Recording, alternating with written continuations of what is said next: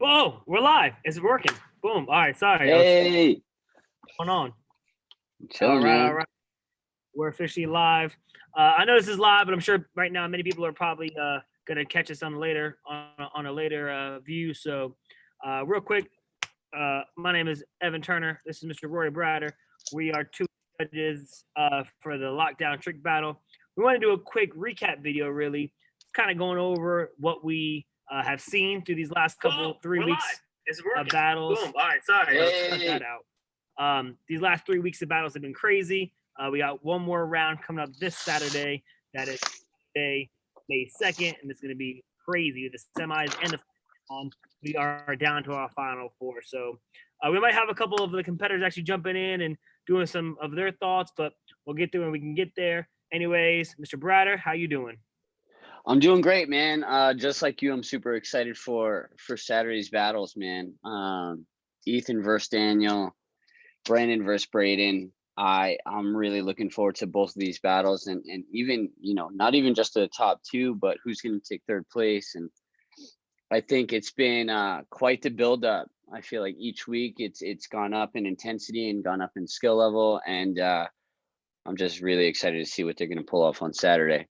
So yeah, I mean, I'm looking at the original list as well, and Oh man, it's it's been kind yeah, and I mean it's been quite a journey, man. And I mean, I'm looking at this list, and Jack and Daniel and Ethan and Jacob and Kevin and Robert and Alex and Braden, Eric and Brooks and Johnny. I mean, dude, these kids really went at it. Now that I really think about it, I'm looking at some of the combos that I've been able to see. I've seen Shuriken cutters, I've seen capoeira transitions, I've seen amazing kicking combinations with a ton of power, and I think that there's going to be no shortage of any of that this coming Saturday. So if I'm you guys out there and you love tricking, probably be a good place to be on Saturday.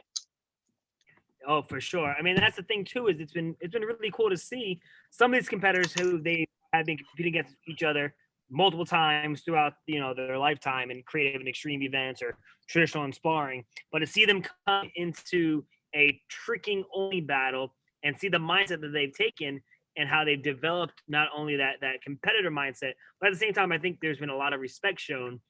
It's really cool again to have someone that you've been going head to head with for so many years, but yet you can still come in, go into it completely unfazed and say, you know what, I'm here for fun.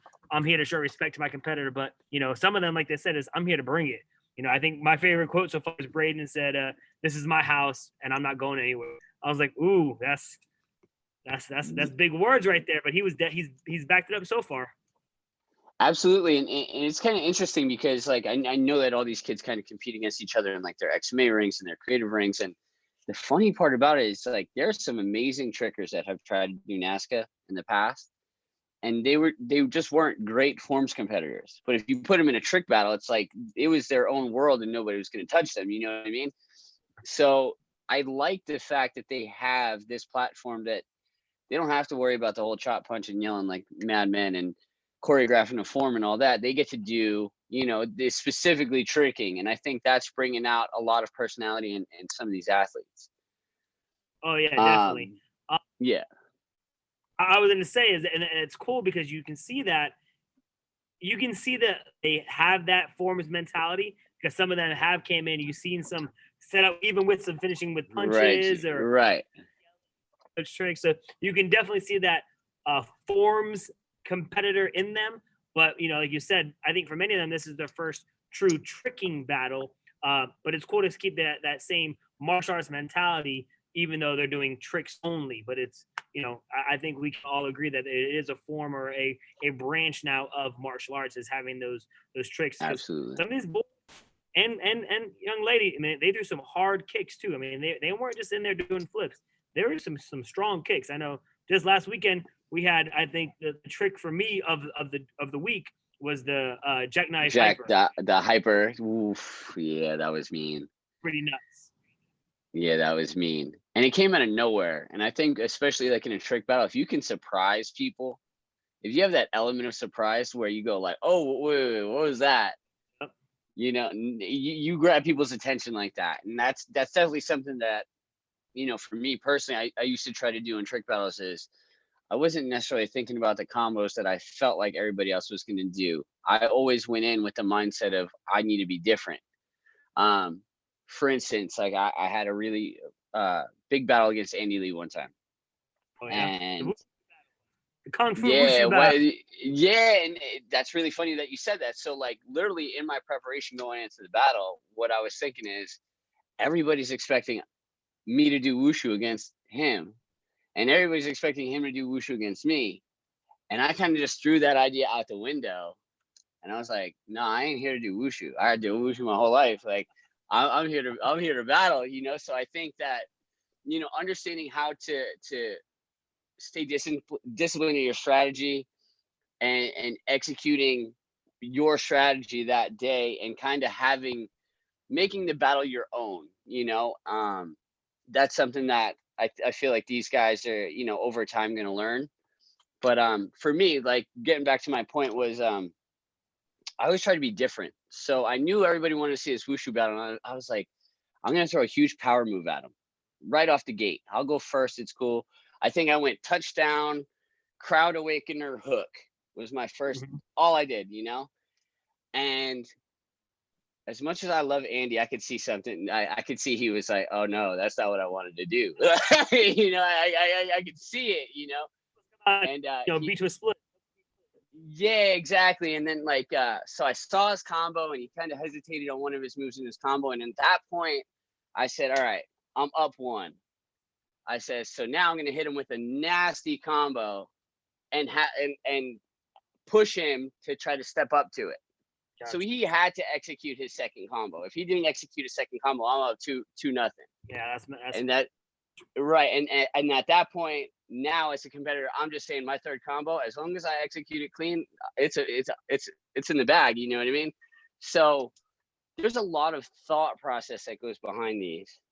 And I'm sure over time and gaining the experience that these competitors will get over time is they'll learn these kind of tricks of the trade. And oh yeah, for sure. um I mean, yeah, so think you said this on one of your Instagram posts lately, and we talked about this privately. Is that some of these kids? I mean, and I don't. I use the word kid loosely because some of them again are young adults. But they got bag. They got some tricks in that bag. But sometimes, like you said, they may throw 3-4 moves that are just bangers. I mean, they are incredible, and right. then like really be enough just to stop. But instead, they choose, you know what? Let me add another 10 more moves onto this, and you start seeing the difficulty level drop or the cleanliness drop, and sometimes that ends up hurting. Even though it might be a long combo, in the grand scheme of things, what we watch as judges is, well, if you would have just cut it there, you were probably better. Well, it's like when we watch action movies, right? If I mean, aside from like John Wick and Raid, let's keep those in their own category. But like, Man, yeah, Ip Man up there too. But like, Ip Man builds. Like you have a great fight, a great small fight, and then the next fight's a little bit longer, and then the next fight's a little bit, and they build these characters until like a final fight. So here's my deal: is there's two things that are wrong with this. When you start throwing those 10-piece, 15-piece combos, yeah, it's super impressive that you're throwing marathon combos. However, you're going to start throwing moves that you're going to eventually repeat. yep. So now I've kind of seen what you're going to do. I mean, the last battles, I think it might have been Jacob Tolentino threw 3 Websters. three Websters in the same combo. You know what I mean? Now on top of that, each was clean. It's repetitive. It was clean, right? And dude, he's an amazing tricker. Amazing. I wish I had his legs. I mean, he's incredible. However, now in your head, you're like, oh crap, like I got to get these moves out because this guy just threw a 10-piece combo.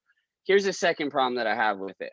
When you throw a 10-piece combo, you're going to fatigue yourself, right? So a big part of this is your energy level, your breathing, and making sure you have the conditioning in order to throw your combo. So my thing is when you start getting, it's super impressive, but when do you trick better? When do you execute better? When you're full of gas or when you're fatigued? When you're fresh. You know, when you're fresh. So what I used to try to do in battles is I used to try to get myself fresh as soon as I could. I'd land my move and I'm already sucking wind to try to get my energy back for my next pass, you know? Every- Or Be ready. or I condition myself specifically for the battles. So a big thing that I used to do is I used to run sprints because I feel like sprints, if I run a 40-yard dash, it's very similar to throwing one combo. Same energy level I'm expending, right? And then what I'll do is I'll walk back and I'll hit another 40 and I'll walk back. And that walk back is the break where that person's throwing their combo. Then I hit another 40, walk back. Then I hit another 40. So I used to train like that. Because people, especially who session and they train. I mean, I don't know if they still call it sessioning. I know that was our era maybe, but when you used to session, you used to have the guy who would throw a combo and then just kind of sit down and do nothing. Some people Right. like Jeremy Marinas, sessioning with him, if you're not going, he's going every second he chance. As soon as you finish, he's like, if you better run off that mat because he's coming at you with something. And Right. that's one thing I used to think about when training is that if you're not in that mindset where if you're getting ready for a battle, I'm trying to hit that session. Like you said, have a quick regeneration and then go again. Go right back at it. And to be fair, shout out Jeremy Marinas, by the way. Jeremy's one of the only trickers in the world that doesn't need to do this. Yeah, I'm going before he tricks. He just like he starts, everybody stops. Yeah. He's a beast, Yeah, I firmly believe that when you are full of air and energy, you execute a lot better. And I also believe, like what we were saying earlier, sometimes in these battles, just less is more, man. If your first three moves shock me or super impressive and executed clean, chill out. Like I'm cool. Top that, because move 4, 5, 6, and 7, your fatigue starts kicking in. And now those moves go down, and the way that you execute them goes down as well. So for sure. So if we look back, let's kind of like recap all the weeks we've had. So week 1 we had the 2 battles. It was the 3-on-3. Looking at it, and again I use this term and I don't mean it to be in a way disrespectful, but they were like the bottom 6. You know what I mean? Yeah. So they had to fight up, and we had some true talent there, and we said all kids who went from round 1 or week 1 all into round 3 that we weren't expecting. I think one that we all kind of fell in love with was Mr. Eric Fernandez. I was just going to say that. He was actually ranked on the number 13 spot out of 14 trickers due to his submission videos. And that was the thing, that we ranked them off of submission videos. And then some of them, they kept something in the bag that they didn't put on the submission video. Maybe it was their game plan, because they brought some stuff. I was like, where was this in the video that you should have been ranked up? Which means these battles could have been made. So, I mean, maybe that was a battle tactic, but it worked out. But, we saw him and even Johnny Lodemeyer move their way from round 1 all the way through to round 3. I know those are 2 of the breakout stars so far. Get your thoughts on that. I fell in love with Eric, man. I thought of all 14 competitors, I thought Eric had a very unique, he had his own style, and that's what really stood out. I think not only, I don't want to speak for everybody, but that's really what stood out for me. He was extremely flowy. He's got really long legs. So everything, when you have long legs, man, everything just looks bigger, Oh, yeah. So unfortunately for people like me and you, man, like when we try to do crowd awakening or anything like that, just doesn't look as good as, let's say, an Eric or a Nice would do it, because it's going to look gigantic. You know what I mean? But I think I really fell in love with his style and how different he was from everybody else. Another one that, Eric had his own style, and I feel like Braden has just such a large vocabulary of moves that everything he throws is unique and different. But I think that's because he's basically like a tricking encyclopedia. You know what I mean? Like the kid, he's got so many moves. He has all the basics. He has the strong kicks. He has the power moves. But I think what stands out for me the most with Braden is his transitions. His transitions, absolutely. Like we were talking, we even talked about it over the phone with that. Stop, hook kick. One move, stop, hook kick. He transitions very, very well. And extremely fluidly as well. It's like, and again, we spoke about this on the phone. We were going crazy about it, but he threw a huge cheat 9, super high, and went straight into touchdown. So he went all the way up for a cheat 9 and then flew right into a touchdown. And there was no hesitation, no stop. It was just beautiful. And for the people out there that maybe don't have those 2 moves, or if they do have those 2 moves, try it. Oh, Try that's it. tough. It's hard. You know what I mean? I know from experience it's really hard to do. I don't know. So I think I'll try it. I mean, I'll give it a try once my knee's cool. It's been a while. I've done it once, but I didn't do it as smooth as he did it. However, I'll give it a go once I'm back. So yeah, I think having all of those kind of tools in his kit helped him be different. Whereas Eric, as much as his style was different, and his style was very different, by week 3, I felt like we've seen the best of Eric. You know what I mean? Not to say that he's not going to continue to grow and become an incredible tricker and open his bag even more. But by week 3, I felt like we saw everything we were going to see. Whereas I still feel like we got some stuff. Braden still got some stuff in the bag for us this week. And I know Brandon still got some stuff in the bag for us this week as well, So For sure. I know. yeah. Those are the ones from like kind of week 1. And of course we had our, Miss Guzman, Andrea, as our female competitor representing. And, she definitely brought it. And I can't wait I hope, when we do this again, and, she comes back on again, because she was also one of the talents that when you watch her submission video, I was like, yo, she can hang. She can hang. And that's something that, I think for both of us in our generation, there was a handful of young ladies who can trick. And then there was at one point in time, there were girls, of course, Mackenzie, probably the top girl that I could think of at the time. And of course, Caitlin, who we've had on our show, but Mackenzie, she was in there hanging with the boys for a long time. So it's nice to see that female generation coming up and not backing down. It's not like it's a man's sport. They're in there throwing, all the big moves as well, and not scared, not backing down. So special shout outs to her as well. Yeah. Caitlin's a legend, dude. Caitlin, first female ever to throw snapu swipe. Mackenzie, who's one of her teammates, is arguably one of the best females ever. I mean, they're arguably the best 2 female trickers ever. So having Caitlin court was Mackenzie, and she threw it at loop kicks, I believe. And she had snapu, but yeah, she's double cork for her. And I mean, I'll tell you what. In my prime, I wouldn't want to battle Mackenzie.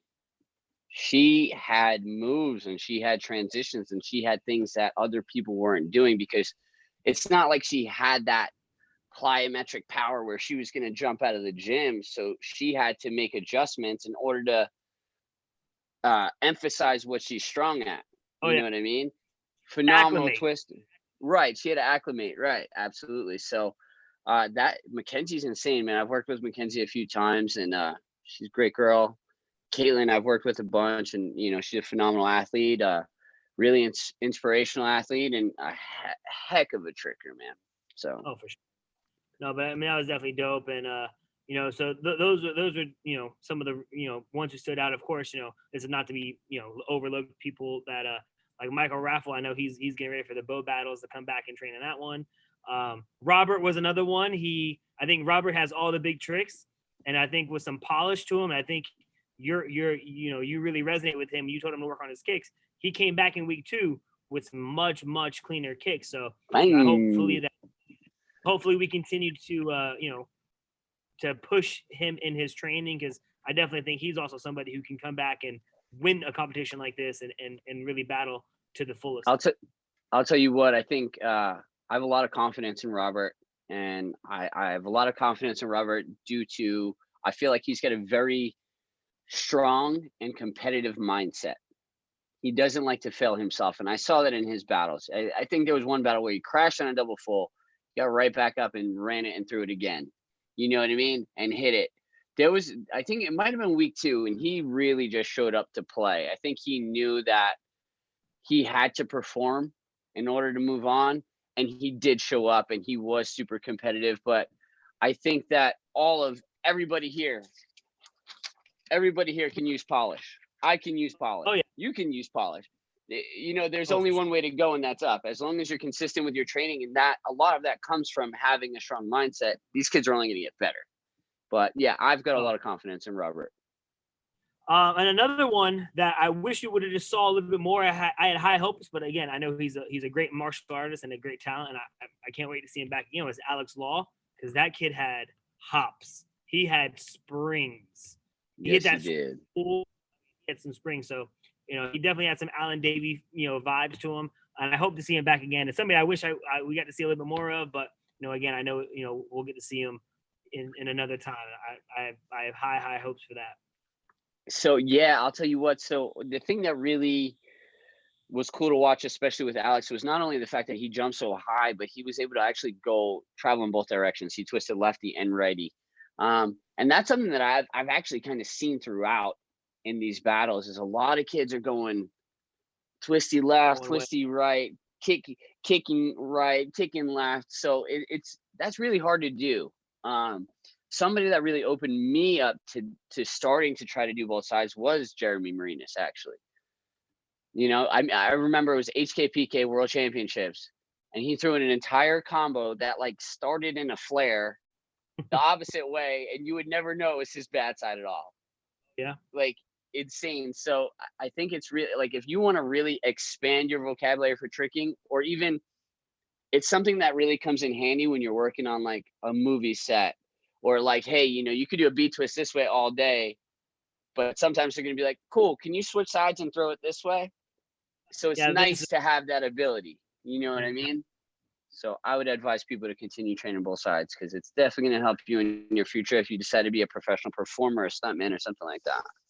And those are just some of the highlights. And going from round 2 into round 3, for me, Daniel Rivera was my dark horse, and it was shocking because in round 2, and I mean this respectfully, I wasn't impressed. I mean, he had the big Webster, but after that, there was a lot of stop, go, and that I'm not a personal fan of it. I don't, when they trick, they land and they just jump switch to go the same direction, and I'm just like, just keep going. Why? I don't like that transition. I know a lot of people love it. It's not my favorite, but that was shocked me in round 2, and I was like, ooh, I don't know what's round 3 is going to be hard for him. Then he came out of round 3 a whole new person. He came out as a Terminator, as that like I called him. Absolutely. So if we have this, you got Daniel, start, stop. I wrote it down because I was pretty perturbed by it. I'm not gonna lie. Week 2, I'll say, man, it was a close battle between him, Jack, and Robert. It was close. It was a really close battle. I thought he did enough to move on. However, I was definitely like, we've got to smoothen out those transition, because it's just like he had to set up in the middle of his combo, then reset up in the middle of his combo. I thought he was However, in right now, week 3, we saw a completely different Daniel, who was extremely consistent. He had coin drop, kicked hard. He did a shuriken cutter. I mean, he had some moves, dude. So like I'm looking at this and I'm like, I hope he continues to improve in his transitions, because it's only going to help him in the long run. The and a lot reason of that. Sorry, a lot of that you could maybe say week 1. That was because even though it was week 2, that was his first week battling. Many of these kids, again, it's their first time being in a trick battle, doing it in a live setting like this. It's you don't have the crowd, or you don't have your friends hyping you up. So maybe nerves could have got to him in that first week. He got that out the way. He knew that who he was going against in Tolentino, and he goes, I got to think, what would Tolentino bring? And he came into it much harder. So that mindset definitely could have played a big role in that second week. Absolutely. I mean, just like any other sport, the second you start doubting yourself or doubting your abilities, you've lost. You know what I mean? I think he came into week 3 with the championship attitude. I think he knew what he had to do. I think he knew what he had to do in order to move on. I think he knew what he was up against, and I think he specifically prepared for Tolentino. And look, I mean, Daniel, he's a strong kid, man. He's got some size on him, So when he kicks, it hurts. When he does these movements, it looks like it has a lot of power behind it.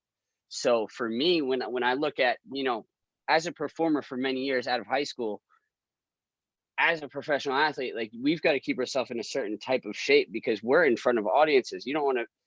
There's a certain look that you need to have, and I feel like he definitely takes his conditioning seriously. And I think that he definitely going into week 4, if he comes in with that same championship mindset, I think he's Has a shot. could be a favorite. No, for sure. And then in week 3, we saw again, and Daniel, I say it as an upset because Tolentino came in as our number 2 ranked tricker, so that was a small upset. I think it was a deserving upset, but it was an upset. And then the bigger upset I think we all had was Ethan versus Jack, and then not so much in the talent ways, but also Ethan came into this with some some banged up knees, and he's been battling some pain in his knees. And what we saw from Jack in week 2, I had high expectation. He came in this as the number 3 ranked tricker. So again, that was a big one there. And I definitely think, like Braden, I think Jack definitely has the tools, what it takes to be a top martial artist, top tricker, whatever you want to say to it. And maybe it was somewhat mindset that he came into it with, but I was expecting more, and I mean that humbly. I personally had him advancing that round, but I also wasn't a judge. But I know we talked about this again. That was a close battle. It was a close battle. I actually went back and watched it again, and it could have gone either way. I think kudos to Ethan for being a little bit more creative with what he was going to do and executing really well. That's really what took it for me, was Ethan's consistency in his execution. And also part of me wanted to see more from Jack. I wanted to see Jack get out there and get in his bag and not hold back. A big part of these battles, and like it's kind of a little bit contradicting what we said earlier. It's like, hey, if your first 3 moves are amazing, hit those first 3 moves and stop. Think about who you're going against in that same sense. Exactly. So here's my deal. It's like we had a lovely female competitor, and I felt like during her battle, people underestimated her, and she made it real uncomfortable for people. You know what I mean? So I was like, "Ooh, I better come up."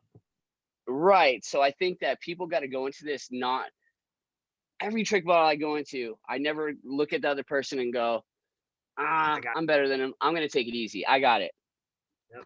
Because you got to think that they're training specifically for you. Like what they're bringing is for you specifically. So you've got to go into all these battles with a killer mentality, man. And you've got to go there, in order to win. So if you need to get out there and get in your bag, man, that's what you got to do. So. So that was a close one. And again, Eric versus Brandon was a cool battle to see. Brandon versus Johnny was Braden versus Johnny was also a good one.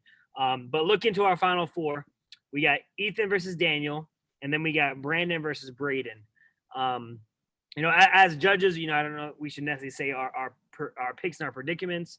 But I when the moment we ranked all these competitors, I had a certain game plan that I imagined would map out. There was definitely some loops and some curveballs there, but Braden and Brandon, Daniel and Ethan are all 4 deserving trickers to be here. How do you see these battles kind of playing out? Or instead of that, what do you think would be the deciding factor or the X factor in these battles for, let's say, each competitor? For each competitor, I think this is a tough question.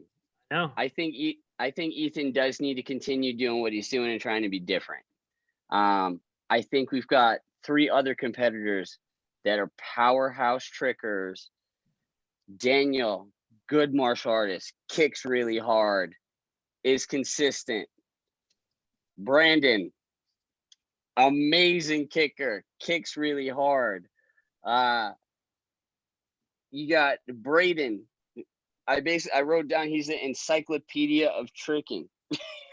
So he has the bag. Yeah, you're right. So I think honestly, like, and I hate to do this because I don't want to like kind of put out But if you're looking at this, you're looking at Braden. Braden should win this in reality, So I'm just going to be blunt and say that Braden has the most amount of Yes, moves he has the tools.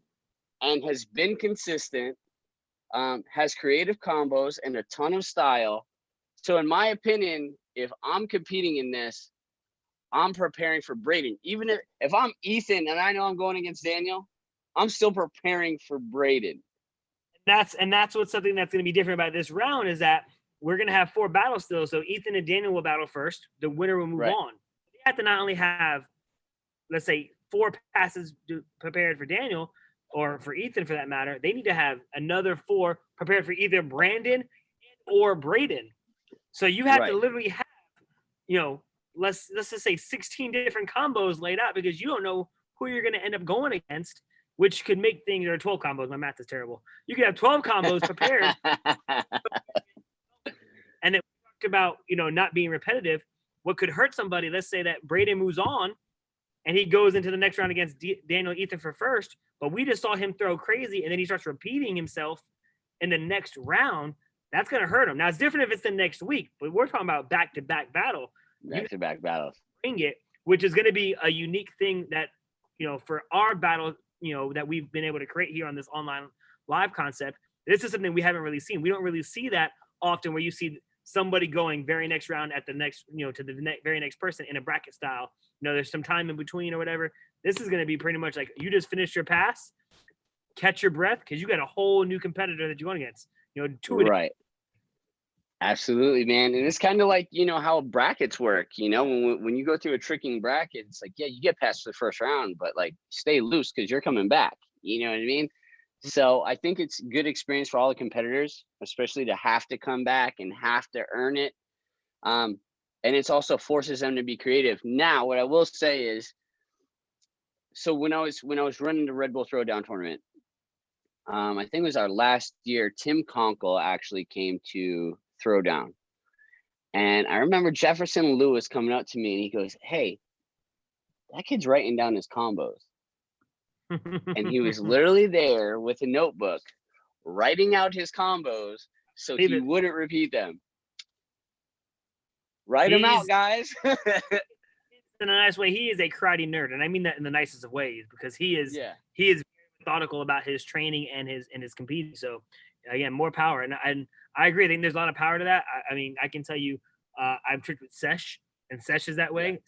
Sesh would sit there and like literally have to write out a combo and like analyze it to see how every transition would fit together so that it would look unique and different. Even though you could take same 3 moves, he would figure out the same 3 moves in a completely different order that looks like a totally new different combo. So again, there's certain moves that, back 9, the touchdowns, hook kicks, right? Those are like kind of the general normal, everyday, your generic transitions.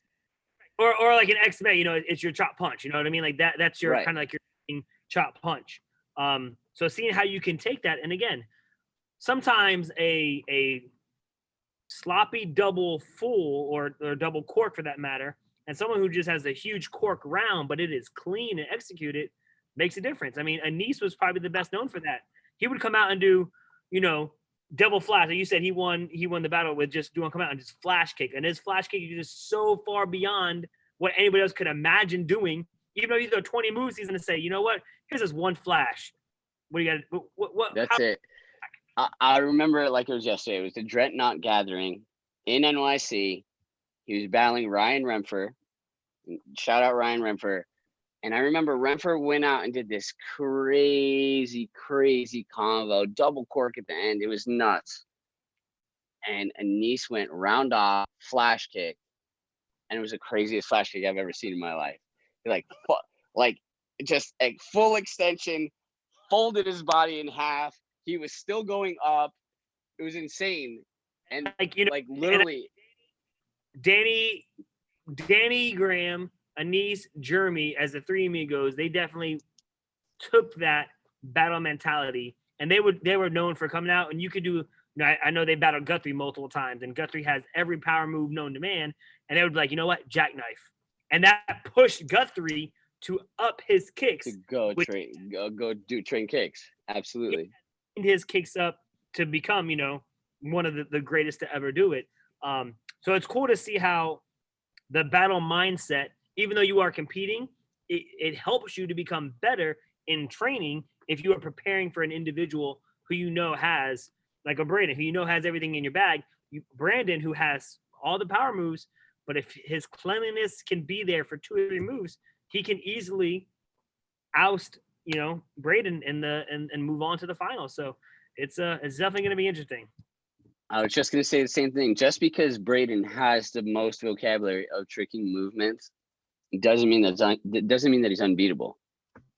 You just got to have a good strategy to go against him. So I'm interested to see what Brandon is actually gonna do, and if he's gonna play to his strengths, or if he's gonna kind of fall into that trap of throwing marathon combos again. So I think if he sticks to his strengths, and he really is able to emphasize his strong points, which is his power kicking and his cheat kicking, and he puts it in a nice package for us, it's going to be a really close battle. Yeah, it's gonna be sick. So just real quick, I think we might have 1 or 2 competitors calling in here, but before that, just been some fun. You got 14 competitors. Out of these 14, which one do you want to battle? Which one wouldn't you want to battle? And which one would you trade, your ability for their ability right now today? Oh man. Oh man. So who would you battle? Who would be like the fun battle? Who would be like, you know what? I don't even want that battle. And then who'd be like, you know what? Give me their ability. I'll go battle anybody right now. The most fun battle for me would be Brandon. I think I'd have a fun time going back and forth with power cheat kicks with him. I think I've got a few that he probably hasn't even tried yet. I think I've got a few that he doesn't even know he can do yet. So I would actually love to battle Brandon, because I think it would be fun for people to watch. Who would I not want to battle? Not in a cocky way, but just in general. Yeah, I think Braden's a tough battle for anybody. I really do. I think, or Jack is a tough battle for anybody. Probably Braden. If I had to choose, I think Braden he's like a Swiss Army knife. He can fix everything. He's got a tool that can go everywhere. So I think he would be tough. However, I would also like the challenge of battling Braden, because it would make me, the competitor nature would want to, but just, like who's the guy who would make you be like, you know what? No, I'm not feeling it today. I'm just, yeah. Who would I want to train with? Eric. Absolutely. I think no, not train. Who would you want to trade skill sets? Like if you be like, yo, give me what you got and I will take this to the nth degree. Braden. Braden. Yeah, for sure. I think it would be Braden. Like I said, I mean, like, I know the show's kind of getting a little, we're getting a little Braden crazy with this right now. He's got us kind of, hyping him up pretty good, but he just has a lot of moves, and when you have that many moves, if I had, some of the combos that he has, I'd have a really good time at a tricking session or a battle. I know that for a fact. And I'm with that same question. I'm of some totally different thinking, and that's what's fun about this, because even me and you, we have different mindsets when it comes to battles, but we also have different skill sets. If I didn't want to battle, I wouldn't want to battle Tolentino, and not because of his tricks, because his swag and how. I mean, this man was sitting down eating popcorn in the middle of a trick battle out of nowhere, right? So me, I'm a performer like that. So if I see him doing that, I'm gonna try to outperform him, which mentally isn't throwing me off my game. If I see my dudes, I'm gonna be like, "Are you serious?" And that would mess me up in a battle. That would mess with me so bad. So I wouldn't want to battle him just because his mindset is in that performer mindset, and I am too. And I feel like he would get me off my game. Who would I not want to battle? That would be him. Who would I want to battle? I would want to battle Rivera, Daniel. Again, he's so strong, and I would want to go after him again, 2-3 moves, and be like, go. Now it's on you, and push that pace and that mentality, and see how many rounds I can make him go. That's where I want to battle, and I think it'd just be fun. Again, not now, but at one point in time, I was just a strong, stocky build, not just stocky and big. Yeah. Give me some talent. Give me Brandon Evans' power and his ability to trick, and I will go battle anybody today. Give me that skill set. Sign me up for every tricking battle known to man, and I'm going in it. Yeah. Yeah. Brandon's got moves that he doesn't even know he can do yet. I'm telling you, I need to train with Brandon. At some point, I need to be put in touch with Brandon. I need a session with him. Because I just want to play RC Tricker. Hey, try this. You could do this. Just try it. Let's see. Throwing things at him out of the blue, like, here, take this, and just do it. Here, take this. You're welcome. Do it. Just do it. Yeah. Like, there's some moves that he's got Snapu round. He don't know it yet. He's got it. Snapu hyper, I think he can throw like nothing. And I want to see him do Snapu swing. Yeah, Snapu swing. He's got the potential to do it because he jumps that high. I would love to train with Eric. I'd love to just go session with Eric.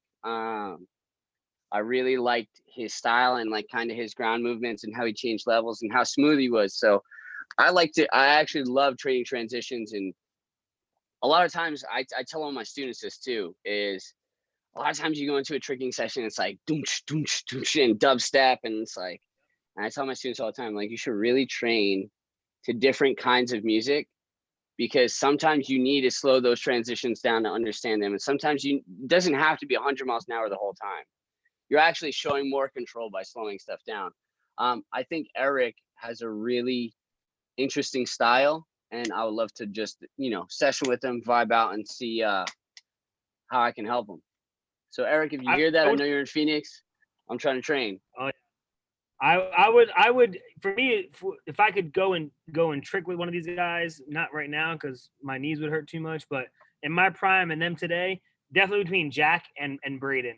And again, I would do the same concept. It's like, hey, just to be there to mentor them, just to throw some craziness at them, because I know I would be like shocked every time. Hey, we got another one of them here. What up, Mr. Van Eck? Can you hear us? You're on mute, right? Typical Zoom. Just fine. Yeah, I know. I can hear you guys just fine. Can you guys hear me now? Yes, sir. All right, perfect. Awesome. Hey, Jane, thanks for joining us. I know you just finished teaching. Rory and I have been on here for, it's only been 40 minutes.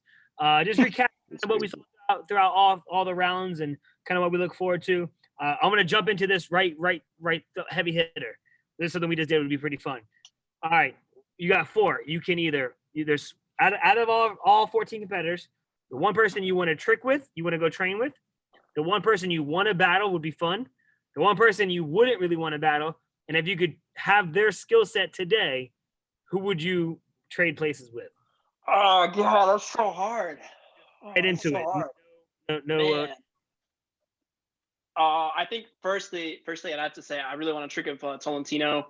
I've got to compete against him now at last couple tournaments, and I don't know the kid very well. He seems like such a nice guy, fun to be around in the competitive ring. I'd say I'd want to trick with Tolentino.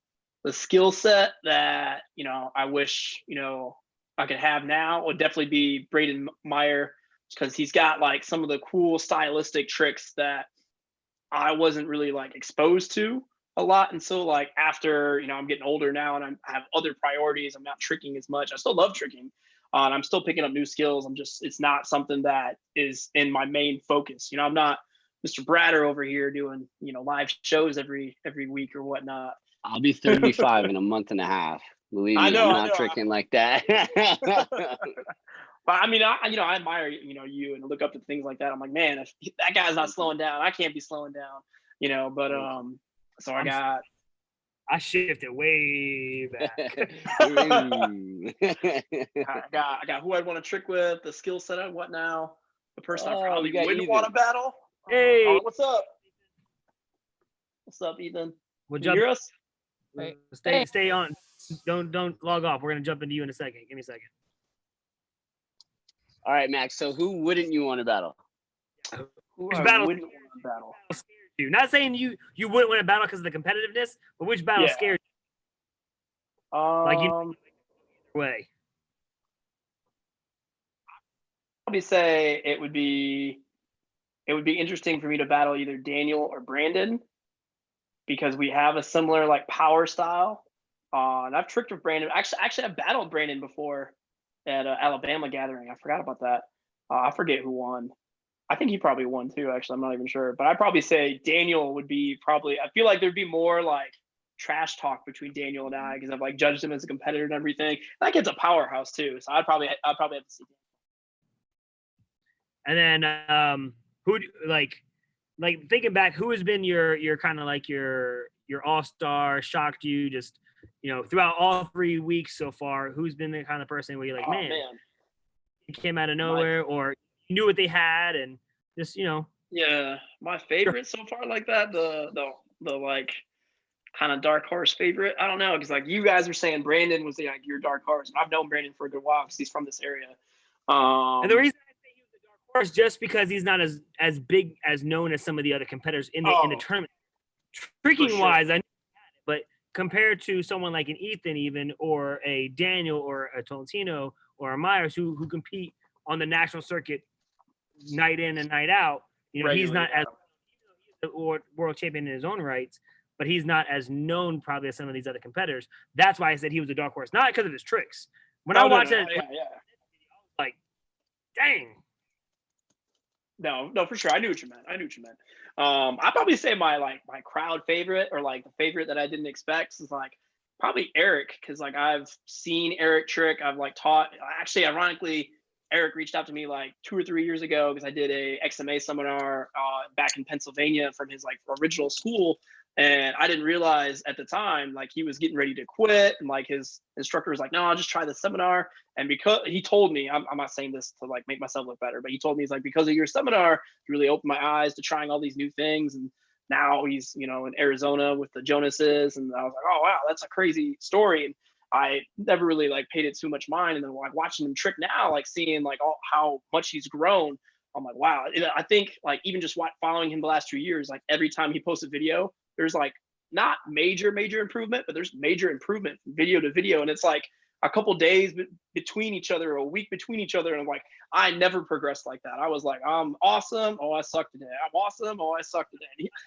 I don't think he's just posting like his best stuff. I think he's just posting everything. So I'm like, that's impressive. Or just doesn't care what like people say in the comments, feedback. I was like, that's the type of guy I want to be, where it's just like just keep grinding, the Naruto of ATA tricking or something. I don't know. It's funny you say that, and Roy, I want to get your thoughts on this, and then Ethan, thanks for jumping in here. And I want to get your thought because you're of this generation. Our generation was the generation of samplers, so you'd be going and tricking for 3-4 weeks to a month to plus, and you would be just holding on to this hoarding exactly all this footage, put into one 5-minute sampler of you just going nuts, and you would want to hold it back. We didn't have Instagram like we have now for some of these competitors. So again, Shosei, of course, is putting out trick videos daily. 2 or 3 times a day. That's craziness. Again, so I want to get Ethan, and you're huge on social media and you do a lot of things there. What's your mindset when you go to release a tricking video? Are you kind of going in it like, hey, this is what I did today, let me release it? Or you have the Roy Bratters where it's like, hey, I got 4 months of just unreleased footage. I'm going to drop this huge video and just shock people. I think, the video I submitted to you guys to enter into the trick battle was basically a video of probably the best tricks I've ever done over a long period of my tricking life. But sometimes I'll have a session where I do a bunch of tricks that I'm really happy with, that I'm more than willing to post and show people that I recently did. And sometimes I'll just post all that and it'll be more recent. Roy, your thoughts as the old head here? The old head? Yeah, so man, I'm an 80s baby, man, so it's a little bit different. Ethan, I was born a long time ago, way before you were born. So I started Ethan, how old are you now, Ethan? 15. Yeah, so I've been tricking actually twice as long as you've been alive. So that's crazy. Actually, this year was my 30-year anniversary for martial arts, and yeah. So, It seems like yesterday we were celebrating your 30th birthday. yeah, no, this in next month we'll be celebrating my 35th. So yeah, it's nuts. Yeah, so I've actually been probably tricking for about like 28 years. I've been doing martial arts for 30 years. I still like the samplers, man. I still like it, especially for me. Like I felt like battling is probably like a newer experience for Ethan, and I'm sure he's gonna have a ton of battles coming up. And when you are battling people or you're calling people out, there's still a lot of stuff that you don't want them to know that you have. Mhm. For me, anyway, for me. So there was a lot of stuff that I used to hold on to. However, it wouldn't take me the 3 or 4 months because I didn't have any patience. So like I'd throw a combo today and be like, oh my God, like I need to put this together. I'm home editing, and like what I expected to film for a month was actually only 2 weeks worth of footage because I got antsy and like I had to put it out.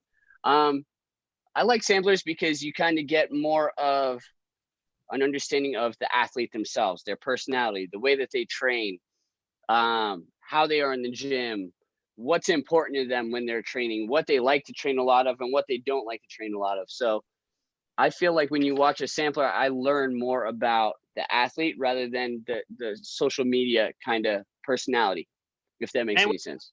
it's funny is that a lot of people who were really big into putting out, not even just on the filming side of the samplers, but also in the doing the samplers, because a lot of these guys became huge designers and graphic artists. And of course, a great friend of the three of us, I don't know if Ethan knows him, he's a really old guy, he's like in his 80s now, Stephen Rennie.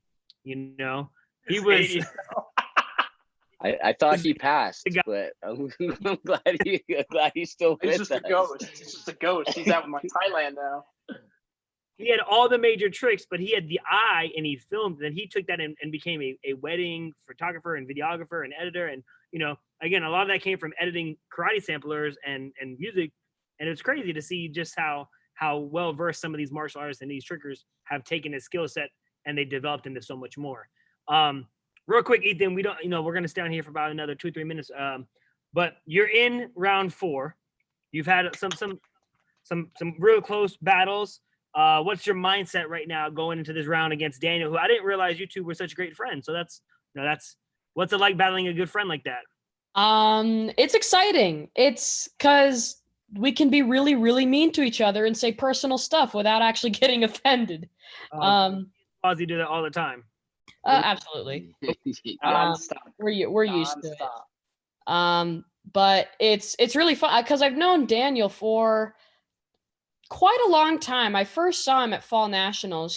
I just saw him as this crazy good tricker, and he was okay with his hand techniques, and then he leveled up to where he could do martial arts really well with his hand techniques, and then got even better at tricking, and then he passed me up, and I'm like, gosh darn it.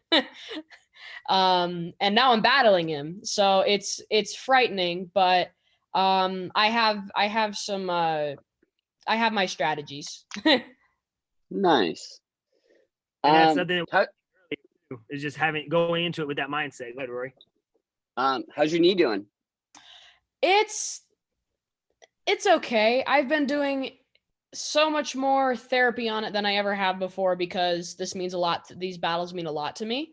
Thank you for asking. They seem to hurt the most when I'm going through a growth spurt. They didn't hurt this bad when I was like 11 or 12 because it was just before I started hitting that growth spurt.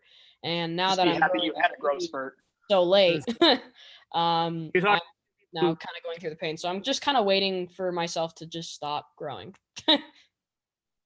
You probably got a little bit. What have you learned throughout this process of battling, your friends and some of your competitors? Like, what do you take away from this experience so far? I've taken away just the fact that it's interesting to see people use their own strategies because I saw them grow as trickers, and I saw them grow as trickers without imagining them in a battle. just thought of him as Trickers who was getting better as Trickers. And I just was like, I never really wondered. I never really asked myself, what would they do in a battle? And now that I'm battling them, it's really interesting to see their strategy, see what they do. And it's just really interesting to kind of see this whole other side of people when it comes to them battling another person. Interesting because you've won multiple titles in competition, and when you're putting together a form that's a creative or an extreme form, you're trying to put in all of what's going to make you look the best, not so much thinking about the other competitor. You're like, all right, let me build a form that's going to make me look as strong as possible in the judge's eyes. I know from personal experience going against Van Eck and Swazi as a competitor, I knew I was like, I'm not going to go out there and throw any tumbling pass because Max is going to whoop me on that. I'm not trying to go for a height because CL is going to beat me in that. So I'm going to go more for the twisting route. So it's funny because I would build forms not only to make what's going to work best for me, but also I wanted to stand out from my competitors in a form concept, in a form concept. But I had that battle mentality going into it where I'm thinking about what Max is doing and going, how's he training? Is he going to do that back handspring full, back handspring flash? Like, all right, I'm going to do a flash. That's it. I'm not even going to try to compete with that. So you say that. That's awesome. Ethan, what moves are you chasing right now in the gym? Ooh, it's hard because I haven't been able to train very much just with how much pain I go through, but I'm really working on snafu-like things on my trampoline, and I haven't incorporated them to the ground yet. There's this guy, I'm sure you guys know him, James North. He Yes. does this crazy trick. I saw this pass he did. He went cheat 9 hook, cartwheel, side flip, cart full in. And that just blew me away because who knew cart side flip would be so flowy? And I think Battle Fury, I don't know if it was 2013, 2014, you, Rory, were doing cart side flip like 5 times in a row. And I was like, okay, this is something I got to try because I don't see anyone do it.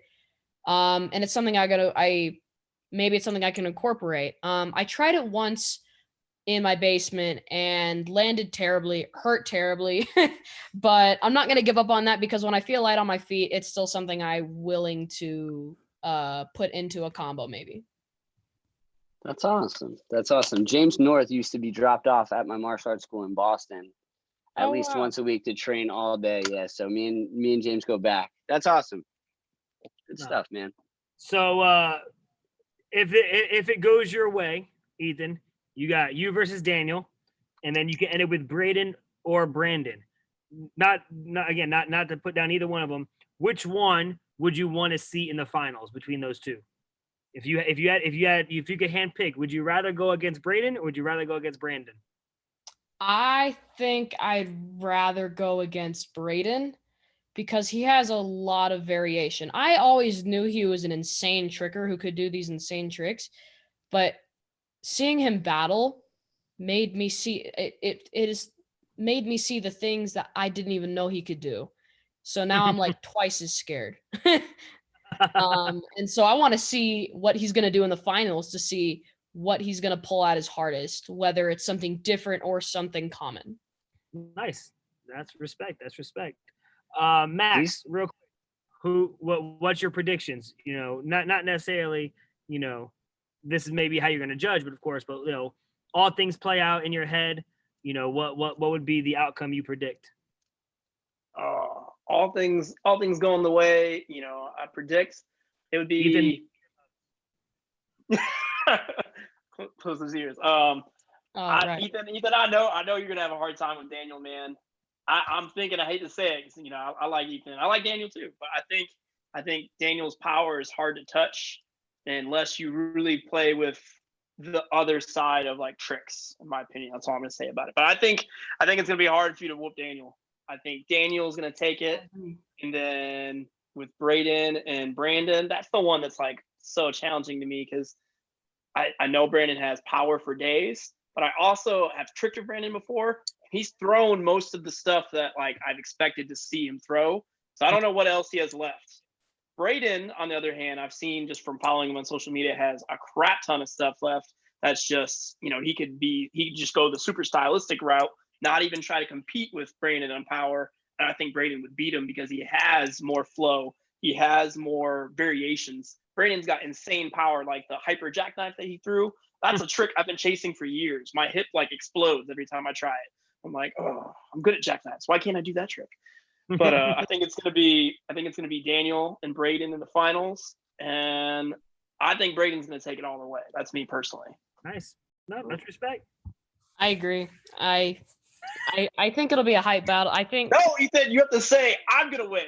No, You're gonna win. I'm gonna prove you wrong, Max. I'm a thing.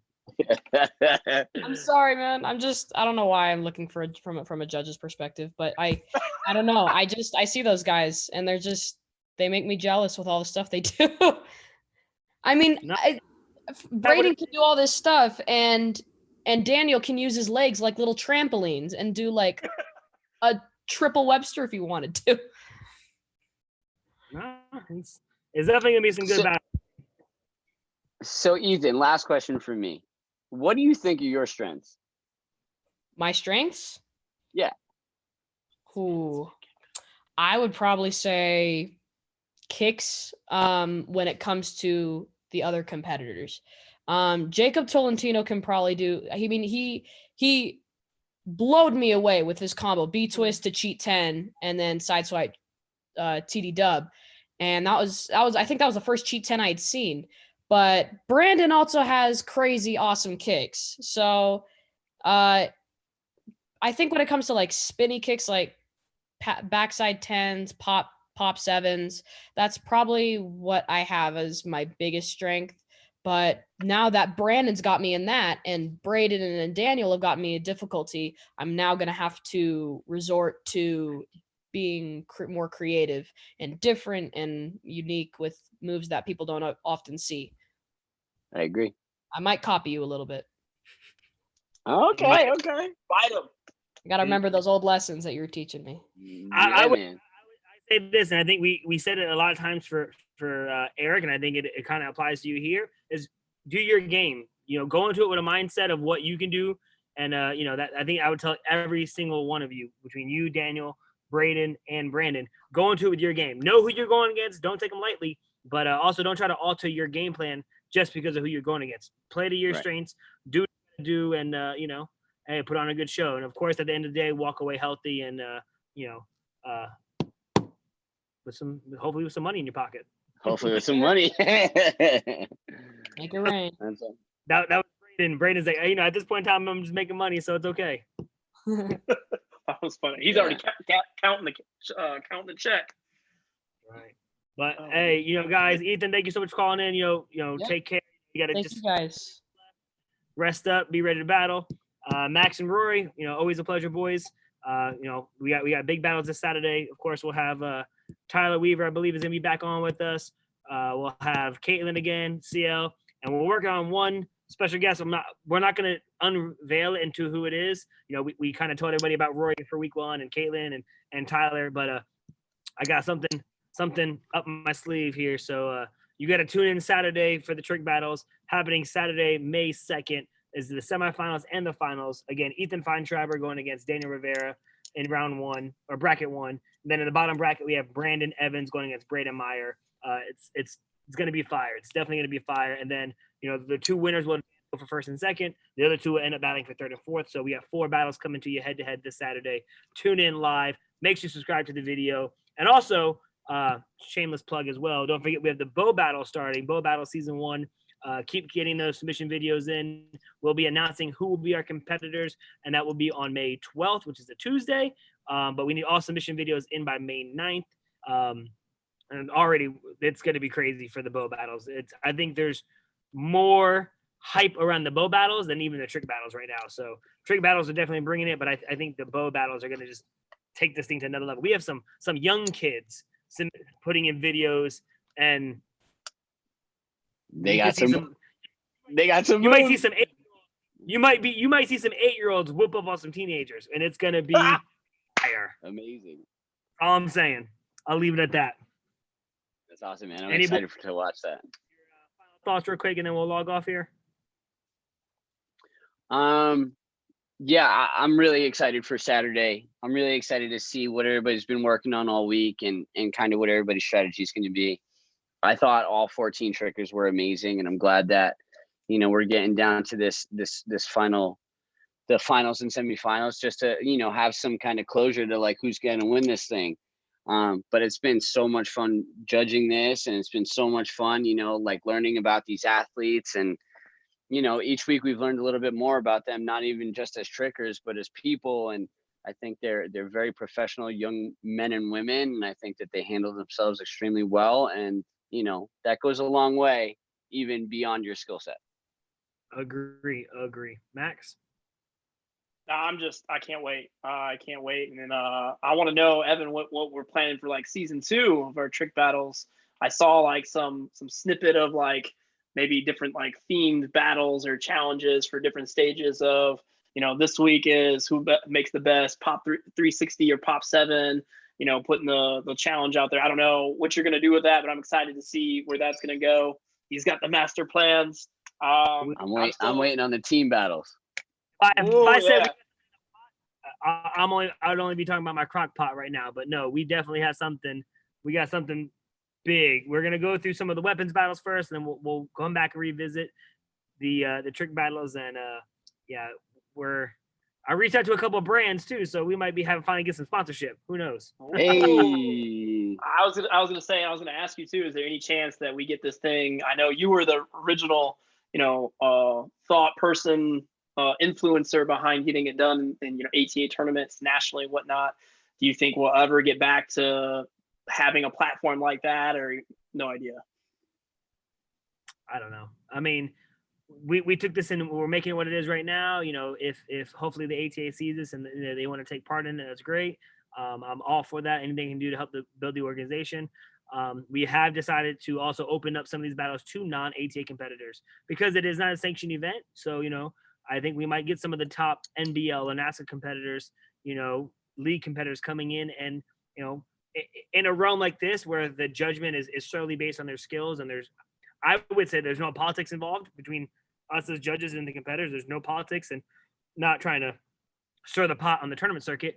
But we already have a couple of bow submissions from non-ATA students, and it's going to be cool because it's really going to just hopefully upgrade everybody, and let you see that no matter what circuit you're on, there's top talent and there's top martial artists in this world. Yeah, for sure. I would love to see submissions from people out of the country. And we can get some people from overseas and other countries submitting videos. And it's going to be really tough just due to the format that Time difference. how we actually go live. It's definitely gonna be tough, but hey, if we can find a way to make it work, hey, I would love to make it international as well.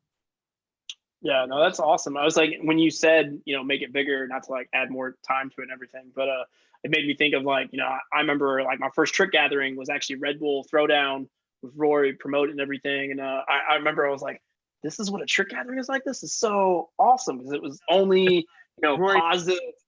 Rory just messed up everyone else ever through a gathering, and he just had to like make everyone else look bad. That's not like the legacy. I know, for that, and I'm jealous. I mean, I've been to other gatherings now. But like that was my first trick gathering, and it was the coolest thing to see the sport of just flipping around, kicking and everything, brings so many people together, and to like find out that we're all like the same nerdy, quirky, whatever, all unique in our own way. But I think that was one of the coolest things, and just bringing everyone together through martial arts, maybe even bigger than, not to speak ill of any association, but even bigger than the ATA, bringing everyone together. That's super dope to me, man. So I can't wait to see not only what happens Saturday, but where you can take this to the next level, Turner. And I'm just honored that you wanted me to be a judge. I'm excited to see what happens. Of course, man. Anybody who's beat me as many times as you has, I have to have you as a judge. Appreciate that. That's the game plan. Everyone who subscribes to this channel and continues to share it and continues to support, whether it's watching it, supporting it, commenting, sharing it, competing in it, that's the way we can build. We want to continue to build it. It's not just in a battle mindset, but as a martial artist and as a respectful competitor. We can go into the trenches and we can battle each other. At the end of the day, we're gonna hug, high five, shake hands, and go get something to eat afterwards. And that's the mindset I want to continue to create, is to have a bridge that can kind of take two heated competitions and two heated competitors and let them go full at it. And then, you know what? That was awesome.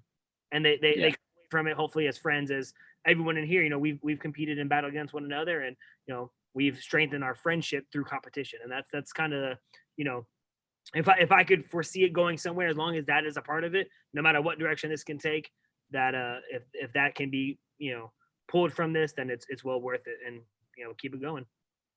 Absolutely. But all right, everybody, we appreciate you guys tuning in for our battle recap.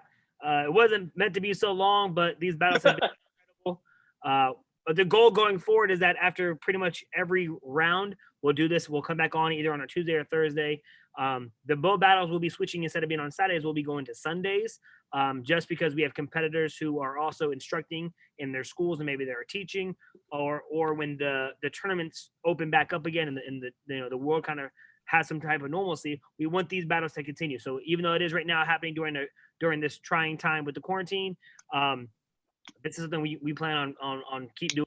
Wheels fall off. So the bow battles will switch to Sunday, but this Saturday is the finals and the semifinals of the lockdown trick battle. So tune in again. Ethan Feintraber going against Daniel Rivera. Brandon Evans going against Braden Myers. I don't know how it's going to go, but you got to tune in to find out. All right, boys. You guys take it easy. See you later, guys. See you guys. Sounds good.